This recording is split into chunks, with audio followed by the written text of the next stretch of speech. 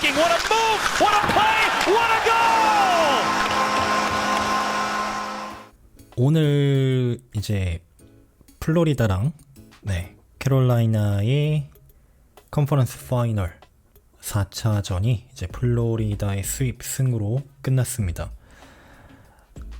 예상하기가 좀 어려웠죠. 일단 근데 뭐 플레이오프 지금 보스턴을 이겼을 때부터 플로리다가 모든 예상을 뒤엎는 거였는데 스윕으로 이겼다라는 것도 조금 많은 이변이 있는 것 같아요.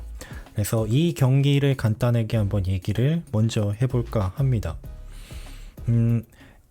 다 한 끗 차이였잖아요. 다 막 오버타임도 많이 갔고 그 다음에 다 한 골 차 막 이런 경기가 많았고, 경기 시리즈 전체의 어떤 볼륨으로 보면 케인즈가 밀리는 경기는 아니었단 말이죠. 특히 이제 제가 1차전, 2차전을 그렇게 허무하게 오버타임에서 지고 3차전 경기를 보는데 3차전부터는 조금 라인업을 좀 케인즈가 변형을 해서 나왔었거든요.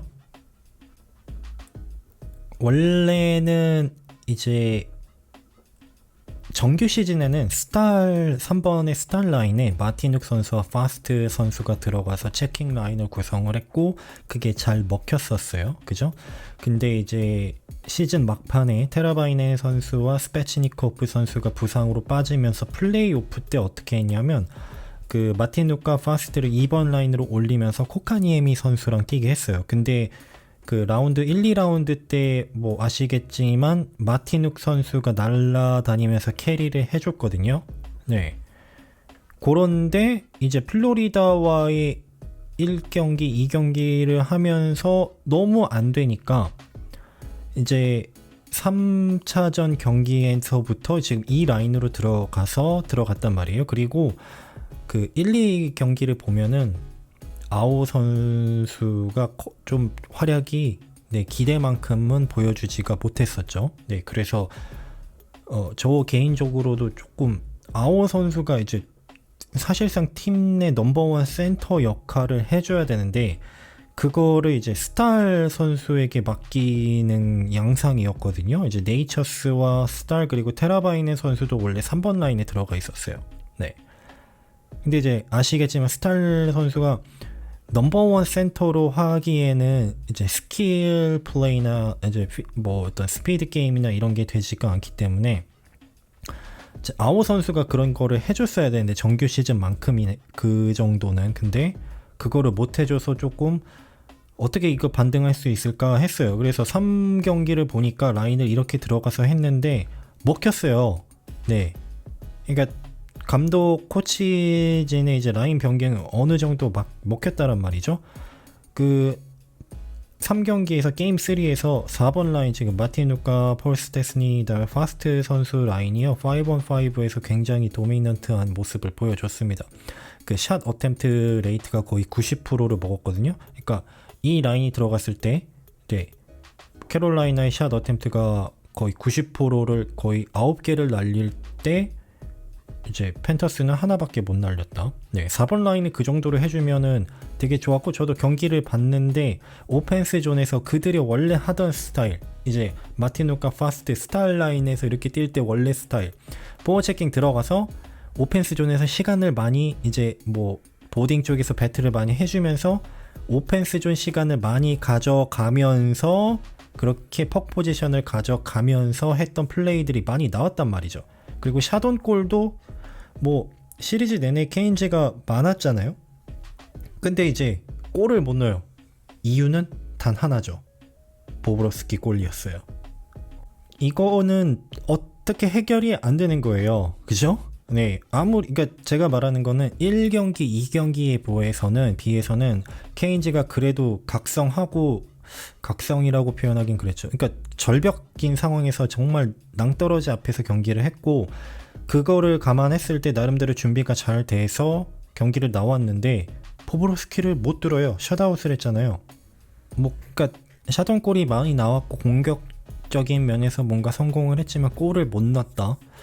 근데 뭐 스페치니코프나 페처리트, 테라바이넨 선수는 사실 이번 라운드에서 조금 활약이 미비했으니까 특히나 이제 스페치니코프 선수의 부재가 조금 크지 않았나. 네, 그게 조금 한계가 드러나지 않았나. 해결해줄 선수들이 없었고 좀 남은 선수들 중에서도 이제 스텝업을 해서 해주는 선수가 없었다. 네. 그리고 제가 전에 영상에서 말했지만 그 케인즈의 블루라인 페어링이 안 된 거예요. 그러니까 원래 정규 시즌에서 보여주던 그들의 어떤 하키 스타일이 전혀 이제 팬터스와 하면서 안 드러나왔던 거죠. 이제 블루라인에서도 골을 많이 넣어주고 그다음에 핀칭으로 공격으로 올라와서 이제 포워드들 간에 이제 하이앤 로우 이렇게 유기적인 이제 움직임이 이번 시리즈에서는 많이 나오지 않았다. 네, 이렇게 보입니다. 반면에 플로리다 같은 경우는 이제 탑 6 라인에서 날아줬죠. 네, 특히나 쿠척 선수. 결승골을 3골을 넣었는데 이 4경기를 치르면서 원래 1차전, 2차전 같은 경우는 좀 기대에 비해서는 조금 버로우를 탔던 게 사실이에요. 근데 어쨌든 클러치 골로 이제 결과를 지어줬죠. 그러니까 반대로 생각하면 케인즈는 그게 없었던 거예요. 네. 그러니까 조금 뭐 예를 들어서 아우 선수가 조금 아이스에서 뭔가 좀 이렇게 화려한 모습이 안 나왔어도 골로 마지막에 뭔가 해결점을 해줬으면 그걸로 되는데 그것도 아니고 이것도 아니고 이제 매튜 카척 선수는 그래도 골로써 해줬고 특히 오늘 경기에서는 2골이나 넣었는데 뭐 그냥 오펜스 존에서는 바코브 선수와 카척 선수 둘이서 그냥 다 뒤집어 주던데요. 네. 그리고 거기에다가 이제 4번 라인에서 에릭 스탈이나 롬버그 선수 같은 선수들도 이제 스텝업을 해줬고 3번 라인도 잘했죠. 라인하트 선수도 나와서 잘해주고. 네. 전체적으로 보면 뭔가 결정을 지어줘야 되는 어떻게 보면 스타 파워가 클러치 능력 여기서 플로리다가 조금 앞서지 않았나. 그리고 그거의 모든 베이스는 보보로스키 골입니다. 이거 없었으면 보보로스키 골이 없었으면 뭐 시리즈를 플로리다가 이길지는 모르겠지만 이렇게 수입승으로 이길 수는 없었겠죠. 케인즈도 마지막에 2차전, 3차전, 4차전 가면서 그래도 나름대로 대응을 하면서 잘 올라왔으니까 MVP는 뭐 쿠척 그리고 보보롭스키 이번 시리즈는 그렇게 보이고 바코브 선수도 나름 본인의 역할을 다 해줬고요. 지금 오늘 현재까지의 플레이오프 포인트 순위인데 이제 루페 힌츠 댈러스가 리딩을 하고 있습니다. 매튜 쿠척 선수가 2위고 맥데이비 선수는 떨어졌는데 아직도 3위고 그러네요. 루페인치 선수가 그래도 1라운드, 2라운드에서 거의 혼자 다 캐리를 했잖아요. 특히나 이제 로버슨 선수가 골이 안 나오면서 뭔가 조금 걱정이 많았는데 그거를 힌치 선수가 나름 캐리를 해주면서 댈러스가 여기까지 올라왔습니다. 하지만 베가스에게 지금 0대3으로 크게 너무나도 희망이 안 보일 정도로 경기력이 밀리고 있어요. 이 플로리다도 마찬가지고 베가스를 보면 확실히 플레이오프에서는 그냥 스킬로만 승부가 안 되는 것 같아요. 피지컬, 포어체킹, 수비력이 어느 정도는 돼야 이제 그들이 다른 선수들이 가졌던 스킬로서 해결을 해주는 능력도 빛을 발하는 것 같습니다. 정규 시즌 이 경기들만 보면 저는 댈러스가 훨씬 더 포인트를 많이 쌓을 수 있는 선수들, 스킬, 골 결정력 뭐 이런 면에서 훨씬 더 저는 높다고 생각을 하고 지금도 그래요. 그 생각에는 변함이 없는데 이제 베가스의 이 라인업들 보면 투웨이 게임에서 확실히 차이가 나는 것 같아요. 뭐 막스톤, 스티븐슨 지금 이제 2번 라인이라고 나와 있는데 그 다음에 윌리엄 칼슨 다 수비력이 좋은 선수들이잖아요. 그죠? 그리고 거기 4번 라인에 이제 피지컬. 근데 이제 콜레사르 선수나 윌 캐리어 선수 다 정규 시즌에 먹어줬던 4번 라이너들이란 말이에요.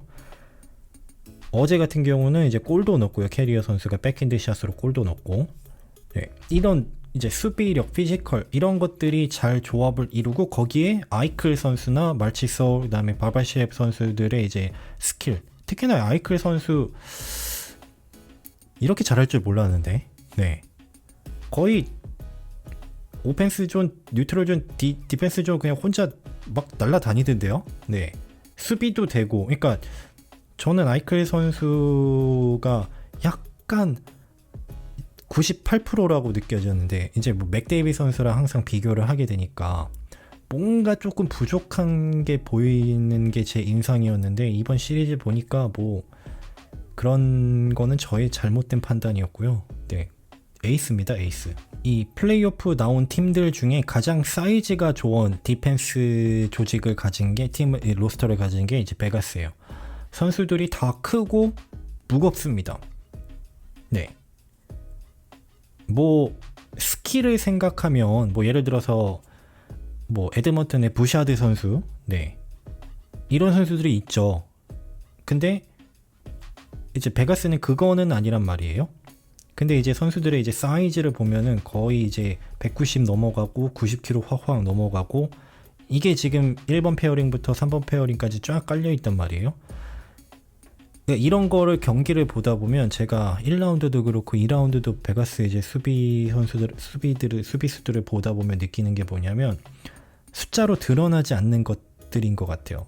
그러니까 만약에 덤핑을 해서 들어가서 디펜스 존 뭐 비하인드 내 보딩에서 이제 퍽을 따내려고 이제 싸우는 모습들 보이면 이제 피지컬 자체로 밀어서 이제 끊어낼 수 있는 거. 네. 그게 이제 베가스의 장점인 것 같아요. 이제 스킬도 있죠. 피텐젤로도 있고 티오도 선수 뒤에서 샷 날리는 거, 네, 있긴 있는데 뭐 맥냅이나 와이클라우드 이런 선수들의 피지컬로 버티는 능력이 또 하나의 이제 베가스의 장점인 것 같습니다. 거기에 이제 댈러스는 3경기에서 이제 3차전에서 제이미 벤 선수가 말도 안 되는 페널티를 1피리어드 시작하자마자 줬잖아요. 네, 게임 미스 컨덕트를 받아서 그냥 퇴장을 당했고 오늘 이제 징계가 이제 2경기를 못 나온다라고 나왔어요. 그러니까 4차전은 나오지도 못하고 이 4차전을 댈러스가 내일 이긴다고 해도 5차전도 못 나오는 거예요.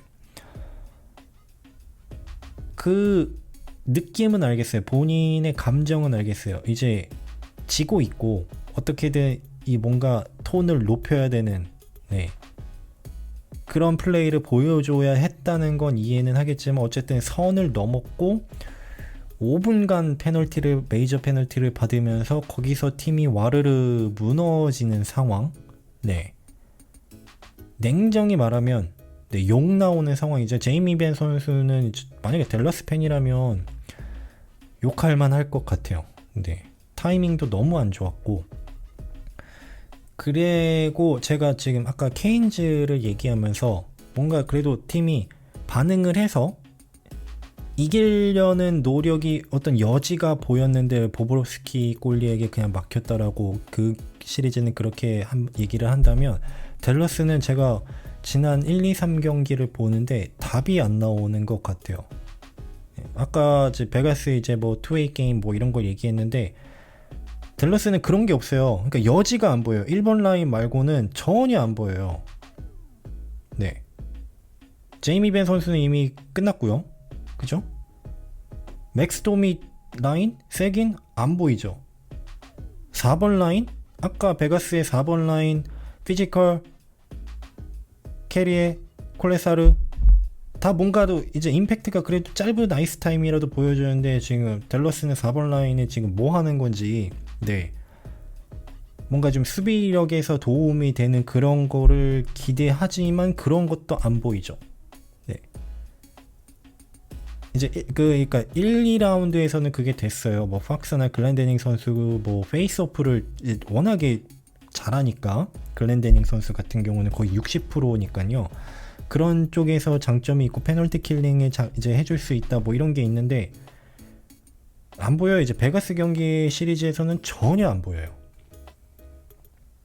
그리고 이제 블루라인 쪽에서는 하이스카넨 선수에 대한 의존도가 너무 클 수밖에 없는 상황이 돼버렸습니다. 네. 거의 30분, 27분, 28분 지금 이렇게 아이스 타임을 경기마다 가지고 있는데 혼자서 다 이제 블루라인을 이끌어야 되는 상황. 아까 이제 베가스랑 비교해본자면 베가스는 뭔가 포인트는 안 나와도 피지컬 수비력에서 뭔가 장점이 드러난다면 댈러스는 그것도 아니란 말이죠. 해줄 수 있는 게 하이스카넨 선수밖에 없고 그 나머지 선수들은 전혀 이번 시리즈만큼은 특히나 전혀 도움이 안 됩니다. 근데 하이스카넨 선수가 그래도 한계가 있잖아요. 지금 가뜩이나 물오른 마이클 라인 뭐 이런 거 막느라고 지금 한계가 있는데 거기에 PK, 파워플레이 이 모든 거를 혼자서 다 이끌기에는 댈러스의 블루라인에서 뭔가 희망이 안 보인다. 이렇게 보여요.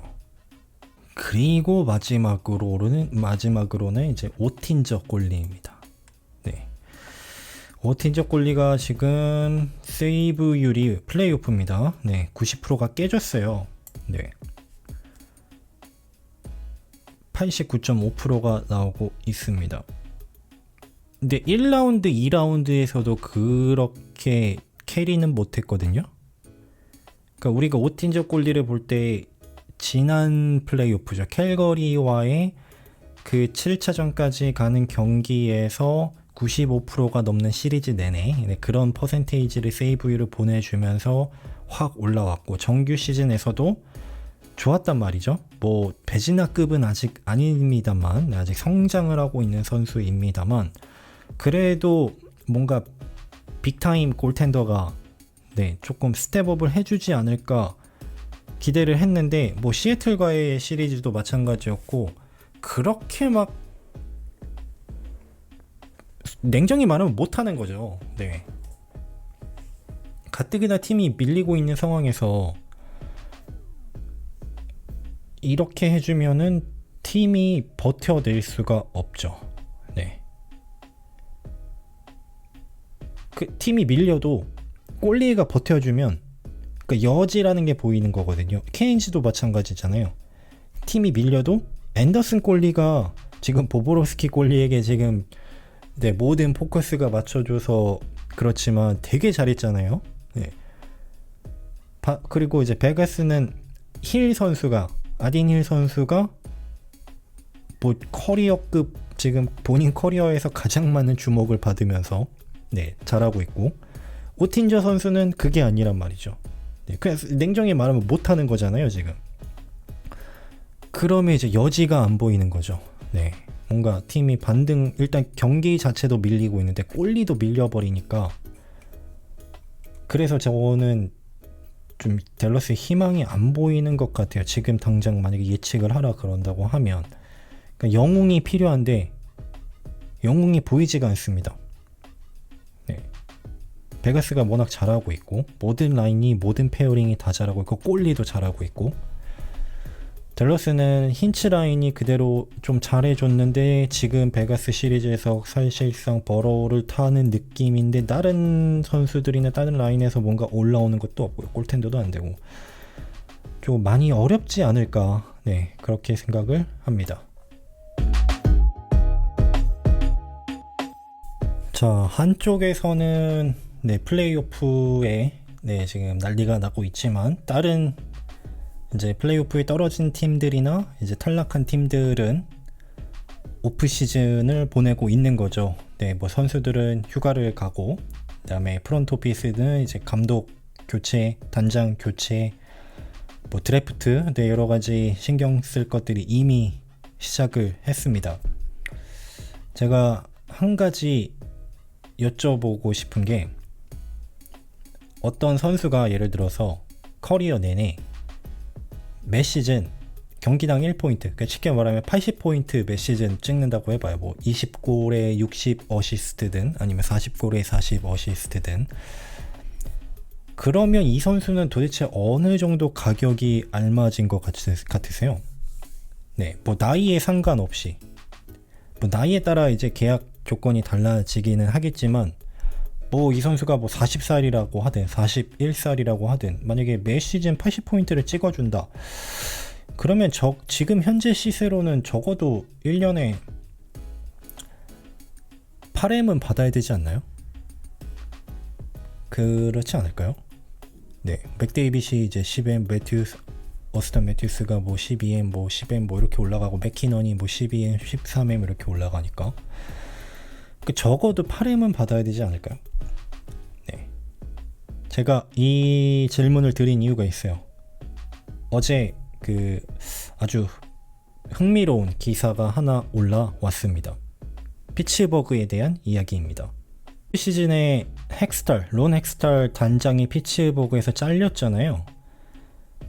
그 잘리면서 있었던 비하인드 스토리가 이제 쭉 올라왔더라고요. 네, 근데 그거를 제가 읽어봤는데 제가 어느 정도 아는 내용도 있는데 조금 흥미로운 내용도 있었어요. 그러니까 이번 말고 지난 오프 시즌에 피츠버그의 가장 큰 이슈는 바로 말킨과 르탕 이 재계약 문제였고, 말이 많았거든요. 재계약을 하냐 안 하냐, 못 하냐. 네. 근데 제가 알고 있었던 건 뭐냐면, 말킨 선수가 그 사우스 플로리다 쪽에 펜션인가 콘도인가가 있거든요. 거기 이제 오프 시즌에는 항상 거기 가서 쉬는 걸로 알고 있는데, 계약이 안 되니까 크로스비 선수가 거기 방문했었다라는 것까지는 제가 알고 있었거든요. 근데 이 기사를 보니까 그게 아니라 르탕이랑 설리반 감독 같이 갔었다고 하더라고요. 네. 그러니까 왜 갔냐면 이제 말킨 선수가 이제 팀에서 나를 재계약할 생각이 없나 보다 이렇게 판단을 하고 이제 아예 떠날 것처럼 이제 뉘앙스가 보이니까 가가지고 조금 대화를 하려고 갔었던 것 같아요. 네. 근데 결론은 어쨌든 재계약은 했어요. 근데 솔직히 시세보다 저렴하게 계약했거든요. 6M 정도의 4년으로 했으니까 뭐 나이를 생각한다고 해도 지금 뭐 옛날에 MVP 탈 때만큼의 말킨 선수의 화려함은 아니지만 그래도 80포인트를 매년 찍어주는데 저렴하거든요. 근데 그냥 사인을 했대요. 근데 그게 이제 원래 헥스탈 단장이 재계약할 마음이 전혀 없다가 약간 수뇌부 쪽에서 압박 아닌 압박이 들어오니까 저렴하게 제시를 했고, 그거를 그냥 말킨 선수가 애초에 돈이 그렇게 문제는 아니었거든요. 어차피 부자인데요, 뭐 그죠? 네. 이제 어느 정도의 이제 팀이 얼마나 나를 원하고 그게 의지잖아요. 이 팀이 이 선수를 얼마나 잘 쓸지에 대한. 근데 그냥 크로스비 이제 르탕 선수 이렇게 얘기하고 그냥 사인하니까 이제 헥스탈 단장이 이거 봐라 나의 능력이다 뭐 이런 식으로 기고만장하게 뭐 떠벌리고 다녔다라는 기사가 나왔고, 이거를 말킨 선수를 사인을 안 하고 제프 카터 선수를 2번 센터로 쓰려고 했었대요. 그게 원래 자기의 비전이었대요. 나중에 지금 기사를 보니까 말도 안 되는 소리죠. 어떻게 이 말킨 선수를 카터 선수는 지금 사실상 커리어의 끝자락을 가고 있는데 그거를 대체할 생각을 했는지. 네. 올 시즌에도 피츠버그가 그래도 올라갈 수 있는 기회가 있었잖아요, 플레이오프를. 근데 이제 뎁스에서 너무 문제가 나오니까, 그러니까 원래 제프 카터 선수가 좀 해줘야 되는데 너무 안 되니까 데려온 게 이제 내시빌에서 끝물 타고 있는 그란룬드 선수를 데려왔죠. 5M이거든요. 그 연봉 지금 캡핏이 잡혀있는 게. 결국엔 실패했죠. 그죠? 네. 이 실패가 결국에는 어떻게 이어졌냐면 프랜차이즈, 그러니까 북미에서 가장 긴 연속 플레이오프, 네, 그 기록 16년 동안 연속으로 플레이오프를 나갔잖아요. 그게 깨졌잖아요. 단장 하나 때문에 그게 망가져 버린 거죠. 팀 케미도 다 깨지고. 네. 팀 케미가 깨졌다기보다는 이제 설리반 감독이랑 단장이랑 사이가 매우 안 좋아져서 이런 여러 선수들에 대한 건 때문에 네. 뭐 트레이드 소식을 전할 때도 이제 팀 선수들끼리 뭐 밥 먹고 있는데 갑자기 전화 와가지고 트레이드 됐다고 얘기하고 네. 크로스비 선수가 그거에 대해서 굉장히 기분 나빠했다라고 하더라고요. 네. 그러니까 이 선수들끼리 모여서 이제 어떻게 보면 우리나라로 치면은 회식이죠. 네, 회식 자리에 회식하고 있다는 걸 알고 있는데 거기다가 전화해가지고 트레이드를 하는 네, 그런 어떤 모습들. 네. 결국엔 네. 16년 동안 플레이오프 연속으로 또 나갈 수 있을지 모르겠어요. 북미에서 어떤 리그에서든. 네, 뭐 MLB야 그 팀 수에 비해서 플레이오프 진출하는 팀이 조금 적으니까. 근데 이제 같은 맥락으로 NBA나 NFL은 비교해 볼 수가 있는데 16년은 또 안 나오지 않을까? 네. 그렇습니다. 그래서 어쨌든 피츠버그는 이제 오프 시즌에 뭔가 이제 정리정돈이 돼야 되고 지금 두바스 단장이 지금 이름이 올라가고 있어요. 피츠버그 단장으로. 네. 뭐 될지 안 될지 모르겠지만 저는 나쁘지 않을 것 같고 이 지금 지저분했던 오프 시즌을 좀 정리를 해줄 필요가 있습니다. 론 엑스탈 네. 당분간은 단장직 못 가질 것 같고 이거는 여담인데 그 ESPN의 그 아나운서 중에 레아 헥스탈이라는 그 여자 아나운서가 있어요. 론 헥스탈의 사촌입니다. 제가 이 얘기를 왜 하냐면 그 레아 헥스탈도 진짜 욕을 엄청 먹고 있거든요. 너무 못하거든요. 아나운서가 이 톤이 너무 안 맞아서 정말 최악인데 ESPN이 끝까지 밀고 있더라고요. 네. 여성 이제 어떤 그런 게 있죠. 네. 근데 뭐 제가 뭐 더 이상의 언급은 안 하겠지만 이렇게 욕을 먹으면서도 계속 그 아나운서를 쓰고 있는 게 저도 들어보면 정말로 듣기 거북한 톤이거든요. 목소리가 도저히 아나운서 하기에는 그러니까 못해요. 네, 능력이 없어요. 근데 이제 아시다시피 ESPN은 디즈니 거죠. 네, 여담이었습니다. 애리조나 지난 드래프트 전체 3번 로간 쿨리 선수가 있어요. 초유망주고 그 NCAA 하키 그 지난 이제 올 시즌이었죠? 지난 시즌? 네, MVP에 올라갔던 후보에 올라갔던 초특급 유망주입니다. 보통 이제 대학교 1년 정도를 마치면은 이제 프로로 들어오는 게 일반적인 거거든요. 네. 아니면 뭐 19살에도 데뷔를 하니까요. 이제 대학에서 1년 마치고 이제 다가오는 시즌에는 애리조나에서 뛸 거라고 생각을 했는데 여기 나와 있는 I am back은 애리조나로 간다는 게 아니라 본인의 미시간 대학으로 돌아간다는 이야기입니다. 왜냐? 애리조나의 팀 프랜차이즈 상황이 매우 안 좋으니까요. 이제 템페이 그 시에서 이제 구장 짓는 거를 밴을 했어요. 새 구장 짓는 거를 밴을 했고 지금 그 애리조나 스테이트 대학에 있는 링크에서 5,000석 정도 되는 그 링크에서 프로 NHL 팀이 지금 홈 경기를 하고 있는데 라커룸도 그렇고 여러 가지 시설이 네, NHL급이 될 수가 없죠. 네. 근데 이제 뭐 잠깐 1, 2년이면 그런데 벌써 지금 이게 OK가 떨어져도 공사를 하고 시작하는데 3년이라고 생각을 하고 있는데 이게 새 구장 짓는 게 이제 또 밴이 되니까 그러면 내년 시즌 그럼 또 이제 1년 동안 또 이제 또 다른 구장의 후보지를 찾아야 되고 이러면 더 길어지는 거니까 이제 쿨리 선수 입장에서는 뛸 이유가 없죠. 네. 자기 대학 시설이 더 좋을 텐데요, 뭐. 네. 애리조나보다 미시간이 더 명문이고 제가 뭐 라커룸을 들어가 본 건 아니지만 그 프랜차이즈가 이런 식으로 운영이 되니까 이제 NCAA 그 규정은요, NHL에서 4학년 맞추면 FA 됩니다. 그러니까 드래프트 돼도 4학년까지 졸업만 하면은 FA가 됩니다. 그럼 로간 쿨리 선수는 급할 게 없죠. 네. 계약을 굳이 할 이유가 없습니다.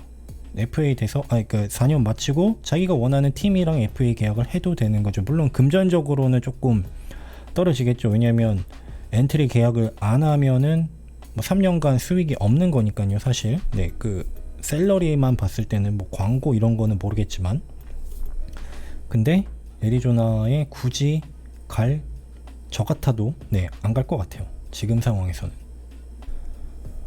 안타까운 게 애리조나는 그래도 희망이 보이는 팀이거든요. 라인업 구성이. 켈러 선수 되게 잘하거든요. 주목을 못 받아서 그러지.